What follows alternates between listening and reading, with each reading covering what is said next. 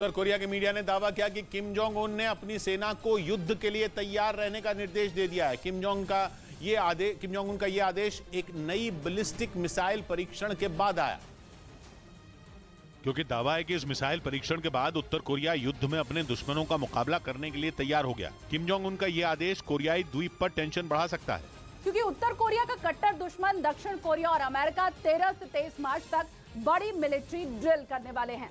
इस अभ्यास को लेकर उत्तर कोरिया पहले ही बौखलाया हुआ है। उसने इसके जवाब में सख्त कार्रवाई की भी धमकी दी थी। लेकिन अब किम के इस आदेश ने सारी हदें पार कर दी, क्योंकि अब तक तो उत्तर कोरिया की तरफ से सिर्फ चेतावनी दी जा रही थी।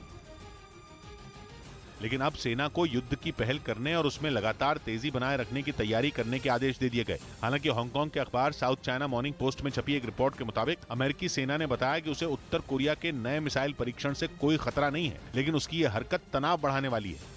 इस बीच खबर है कि नेटो के सदस्य देश लिथुआनिया ने पुतिन के पास हथियारों का जखीरा होने का दावा किया। बताया गया कि रूस के पास अभी इतने ज्यादा हथियार मौजूद हैं कि वो 2 साल तक जंग लड़ सकता है। यानी ये जंग किसी भी सूरत में रुकने वाली नहीं।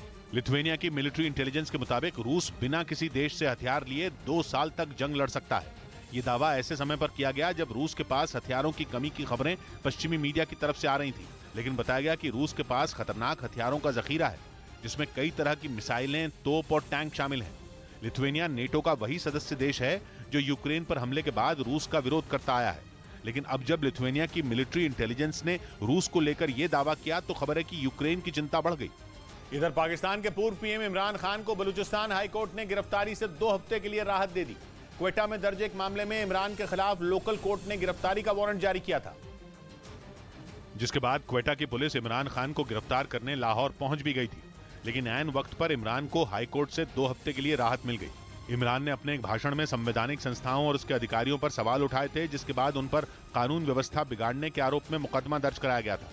उधर श्रीलंका में आर्थिक हालात सुधरने के नाम नहीं ले रहे, क्योंकि हैरानी की बात यह है कि सरकारी खजाना खाली होने की वजह से वहां चुनाव टालने की नौबत आ गई, क्योंकि सरकारी प्रिंटिंग प्रेस के पास बैलेट पेपर प्रिंट करने के लिए पैसे नहीं है, जिसकी वजह से चुनावों को टालने की नौबत आ गई। लेकिन बैलेट पेपर न होने की वजह से चुनाव टाला जाना बड़े बवाल की वजह बन गया। ये स्थानीय निकाय के चुनाव हैं जो पहले फरवरी में होने थे, लेकिन बैलेट पेपर छापने का पैसा प्रिंटिंग प्रेस को नहीं मिल सका, इसीलिए चुनाव टालने का फैसला हो गया। सरकारी प्रिंटिंग प्रेस ने वित्त मंत्रालय से बैलेट पेपर छापने के लिए 50 करोड़ श्रीलंकाई रुपए मांगे थे, लेकिन वित्त मंत्रालय की तरफ से केवल 4 करोड़ रुपए ही दिए जा सके। जिसके बाद मामला श्रीलंका की सुप्रीम कोर्ट में पहुंच गया। कोर्ट ने वहां की सरकार को आदेश दिया कि 25 अप्रैल को चुनाव करवाए जाएं, जिससे साफ हो गया कि वित्त मंत्रालय को बैलेट पेपर छापने का पैसा देना ही पड़ेगा।